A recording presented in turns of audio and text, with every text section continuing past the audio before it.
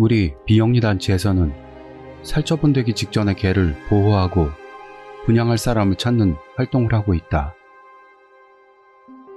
어느 날 활동부대 멤버가 안락사하는 곳에서 몇 마리의 개를 데려왔다. 하루만 늦었더라면 드림박스의 행위였다고 한다. 드림박스란 간단히 말하면 애완동물 살처분용 가스실이다. 포획돼 우리에 갇힌 개들에게는 우선 일주일간의 유예기간이 주어진다. 그 사이 입양자가 나타난다면 다행이지만 그렇지 않은 경우는 하루마다 벽이 움직이고 서서히 드림박스로 향하는 것처럼 우리가 좁아진다. 마지막에 개들 스스로가 가스실로 들어가도록 유도되어 갇히고 거기서 고농도의 이산화탄소를 15분 정도 맞게 된다. 개라면 처음 1, 2분, 고양이라면 45초 정도 지나 강렬한 수마에 휩쓸려 의식을 잃는다. 그대로 5분이나 방치되면 산소 결핍으로 사망한다. 그 후 사체는 소각 처분된다. 이 방법이 가장 안락사에 가깝다는 사람도 있고 물론 반론도 있다. 가스실 창문 안쪽에 난 수많은 개의 발자국을 보면 마음이 좋을 사람은 없을 것이다.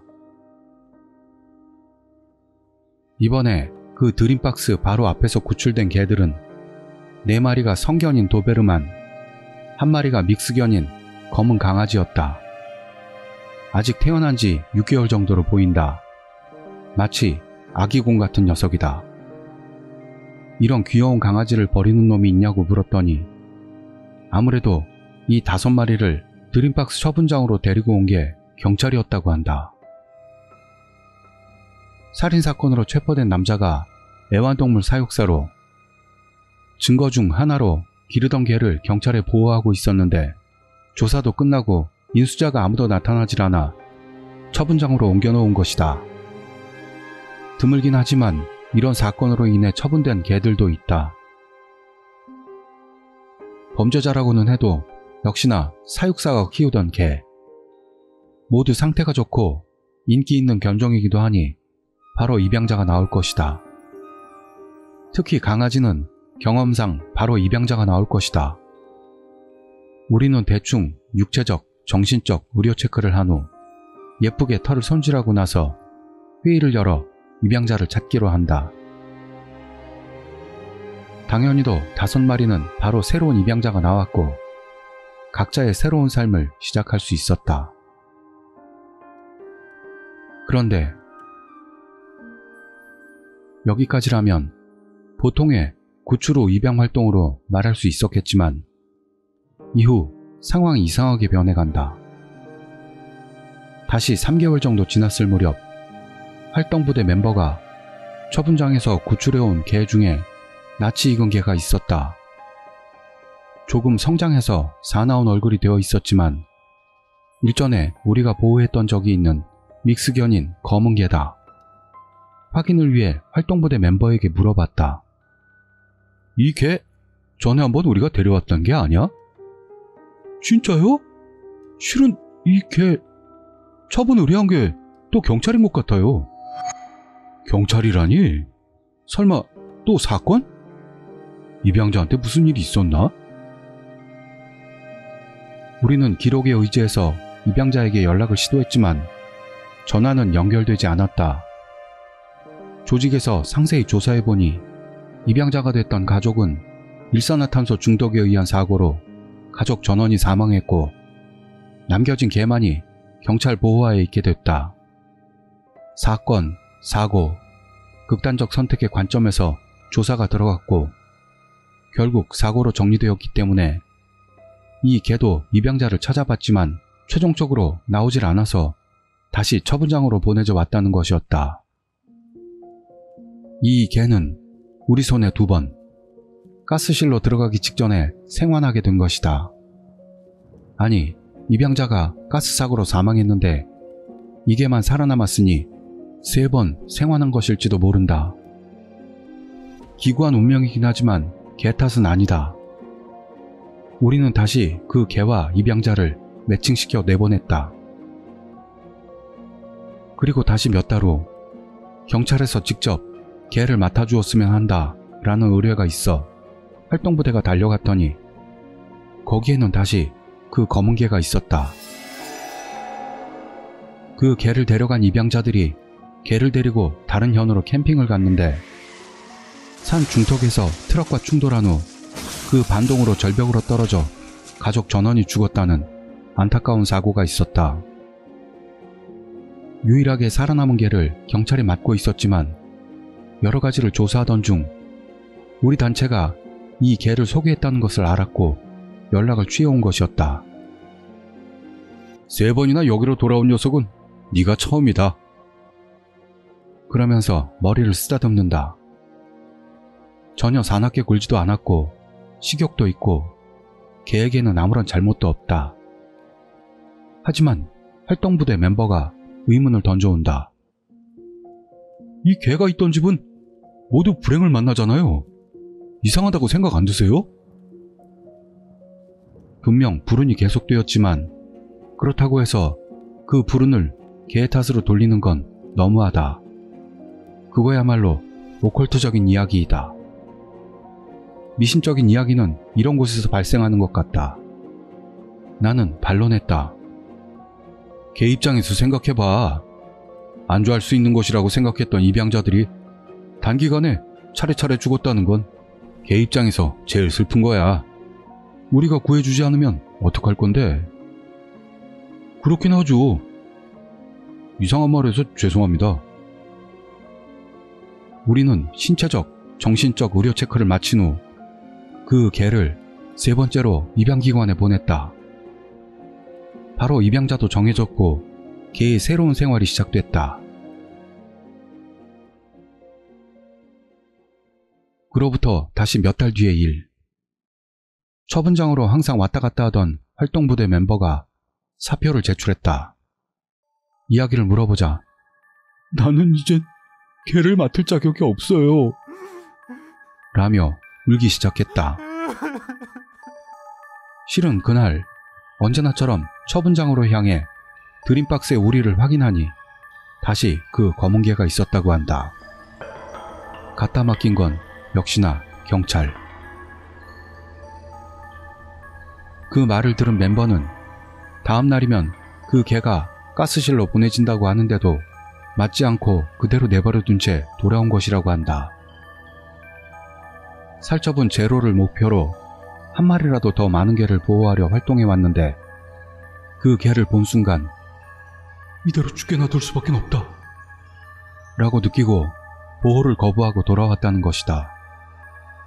자기 안의 갈등을 견딜 수 없게 되어 자기는 이젠 개를 구할 자격은 없다고 생각했다고 한다. 그리고 이것 좀 봐주세요. 그는 잡지의 특집기사 페이지를 열어서 내게 보여줬다. 그것은 그 검은 개를 처음 맞게 되었을 때 그 개를 키우던 사육사가 일으킨 살인사건에 관련된 수기였다. 해외에서 악마의 피를 물려받는다는 소문의 강아지를 손에 넣었다. 족보도 없고 여러 피가 섞인 것 같아 견종을 특정하기는 곤란하지만 일단 키워보기로 했다. 강아지는 밤이 되면 달빛을 받아 마치 파랗게 빛나고 있는 것처럼 보였다. 금빛의 눈동자가 빛나면 4마리의 도베르만은 마치 왕을 섬기듯 옆에 얌전히 도열해 있다. 이윽고 내 머릿속에 강아지가 인육을 먹고 싶어 한다는 망상이 끌어올랐다. 왜 이렇게 됐는지 이젠 기억도 잘 나지 않는다. 하지만 나는 그렇게 강아지에게 먹이기 위해 생면부지의 사람들을 끌어들여 죽이고 조리하기 시작했다. 그래서 3명을 죽이고 경찰에 체포되어 솔직히 안심된다. 겨우 그 강아지에게서 해방된 것이다. 나는 정신을 빼앗기고 있었을 뿐 무고하다. 그런 내용의 수기였다. 사람을 죽이고 그것을 개의 사료로 바쳤다는 사육사. 그의 말도 안 되는 말을 그대로 들어도 좋은 것일까? 심신미약 상태를 연출해서 사형을 면하려고 필사적인 변명을 하고 있는 건 아닐까? 나는 멤버의 사표를 반려하면서 당분간 활동부대에서 멀어져 있도록 제안해봤다. 다음 날이었다. 경찰에서 한 통의 전화가 들어왔다. 달아난 들깨를 잡는데 협조해달라는 것이었다. 들어보니 이상한 점이 있었다. 들깨는 처분장의 드림박스에서 도망쳤다는 것. 내 뇌리로 안 좋은 예감이 달린다. 그거 혹시 검은 개입니까? 그렇습니다. 잘 아시네요? 하지만 그 드림박스에서 어떻게 달아난 겁니까? 도망칠 수 없게 만들어놨는데요, 그 장치. 처분장 직원이 언제나처럼 가스 분사 버튼을 누르고 15분 뒤에 가스 실안을 환기시키고 문을 열었답니다. 보통 때라면 거기에 개들의 사체만 있었을 테니 바로 소각 처분할 일만 남았다는데요. 한 마리만 살아남은 녀석이 있어서 문을 연 순간 뛰쳐나와서 도주했다고 합니다. 유감스럽게도 그때 덤벼든 직원 한 명이 머리를 세게 부딪혀서 사망했습니다. 그렇 말도 안 되는... 첫째로 그 드림박스에서 죽지 않고 산다는 건... 그러니까 우리도 개 한 마리라지만 수색에 나서고 있습니다. 근데 여기엔 꼭 프로분들의 힘도 빌리고 싶습니다. 우리는 간단한 회의를 열고 멤버끼리 서로 이야기했다. 경찰에 협력한다는 것은 틀림없이 개의 살처분에 가담하게 된다. 우리 단체의 이념으로는 있을 수 없다는 이야기였다. 하지만 거기서 전날 사표를 냈던 멤버가 손을 들었다. 역시 저 그만두겠습니다. 그리고 제가 경찰에 협력하겠습니다. 어때요? 그렇다면 단체 이념을 깨뜨리지는 않겠죠? 우리는 말렸지만 그의 신념은 변하지 않는 것 같았다. 우린 이제 그를 배웅할 수밖에는 없다. 그의 사표를 수리하고 경찰서로 향하게 했다. 나는 어느새인지 마음속으로 그를 응원하고 있었다. 그날 이후 그와는 연락이 닿지를 않았고 검은개가 포획되었다는 보고도 아직 들어오고 있지 않다.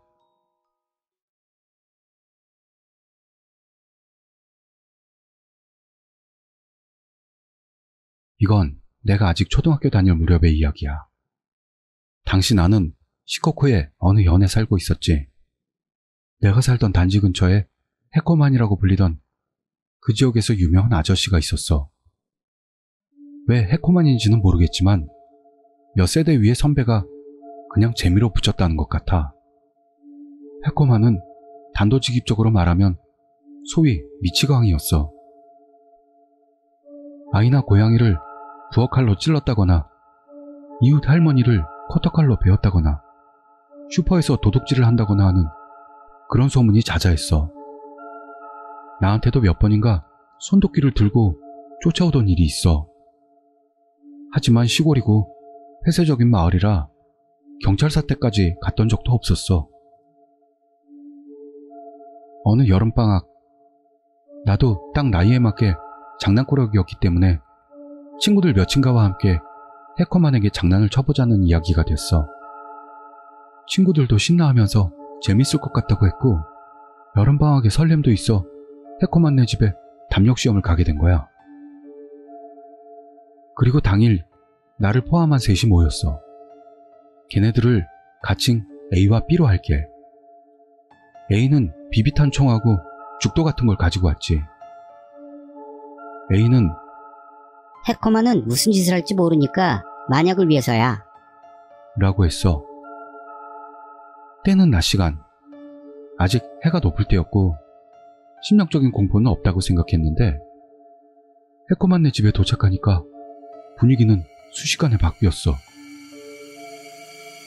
초와 초기경에 지어졌을 것 같은 그 집은 리모델링도 돼 있지 않았고 2층 지붕은 일부 노후화에 의해 무너져 방으로 비가 그냥 들이치게 놔둔 상태였어.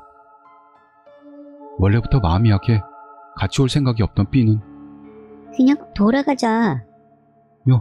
일찌감치 발을 빼려고 했어. 그런 B를 아랑곳하지 않고 나와 A는 B를 겁쟁이 취급하며 현관으로 들어섰지. 문은 잠겨있지 않았고 안은 상당히 넓었으며 물건이 흐트러져 있고 습진 곰팡내가 났어. 현관 정면에서 오른쪽으로 2층으로 가는 계단이 있었지만 물건들이 쌓여있어 위로는 올라갈 수가 없었어. 어쩔 수 없이 1층을 둘러보자는 얘기가 되어 우리는 안으로 들어가게 돼. 발 디딜 틈도 없는 복도를 나아가니까 거실 같은 곳이 있었어. 하지만 불단이 있어야 할 곳에는 초등학생이 찰흙으로 만든 것 같은 커다랗고 기분 나쁜 신단처럼 보이기도 하고 신전처럼도 보이는 게 있었어. 그리고 그 신단 앞에 해코만이 정주하고 있던 거야. 우리는 인적도 없었던 집안에 갑자기 해코만이 나타나니 우와! 하고 비명을 지르고 말았어. 근데 해코만은 일반적인 참배와는 조금 다른 위화감 있는 합작 모양을 하고 계속 신단에다 기도하고 있었어. 꼭 손등박수 칠 때 같은 모습으로. 신단을 잘 보니 원숭이에 말린 머리통 같은 게 올려져 있었어. 이젠 도망치려고 생각한 순간 A가 비비탄총으로 해코만을 맞췄어. 탄알은 해코만의 뒤통수에 팍 하고 맞았고 우리에게 등을 돌린 채 기도하고 있던 해코만은 천천히 우리 쪽으로 몸을 돌려 쳐다봤어. 그 순간 온몸에 소름이 돋아올랐어. 하는 말도 안 되는 작은 비명이 목구멍에서 새어나왔지. 해코만의 두 눈이 없었던 거야. 그리고 이쪽을 보면서 빙그레 웃더니 개처럼 네 발로 서는 모습이 되더니 이렇게 말했어. 다음은 너야. 다리에 힘이 들어가지 않았던 나와 B는 A에게 끌려가듯 도망쳤어. 그 뒤로는 어떻게든 집으로 돌아온 다음에 A와 B 그리고 나는 우리 부모님들한테 엄청나게 혼났어. 우리는 각자가 겪었던 일을 전부 털어놨어. 해코만의 눈이 없었던 사실도 안 믿어줄 거라고 생각했지만 이야기했지. 그러자 부모님들의 안색이 변했어. 그리고 우리 부모님이 정말 눈이 없었어? 라고 해서 나와 B는 끄덕였어. 부모님은 안심한 듯한 얼굴을 하고 있었지만 다음에 나온 A의 말에 다시 표정이 어두워졌지. A는 사람 눈을 한 개를 봤어. 라고 한 거야. A의 엄마는 울음을 터뜨렸고 A의 아버지에게 나와 B는 흠씬 두들겨 맞았어. 그 후 A네 집에 스님이 오고 나와 B와 가족들은 집으로 돌아갔어. 나는 뭐가 뭔지 모른 채 아버지에게 물어봐도 그저 돌아가자 라고만 할 뿐 아무것도 대답해주지 않았어. 그 소동에서 일주일 정도 지나서 해코만은 죽었어. 먼 친척이 장례식 없이 간단하게 화장만 치렀다고 해. 그런 다음 A네 집안은 이사를 가버리고 그 후에 소식이 끊겼어. 그 일로 B와도 소원해져 이 사건은 더 이상 입에 올리지도 않게 됐어.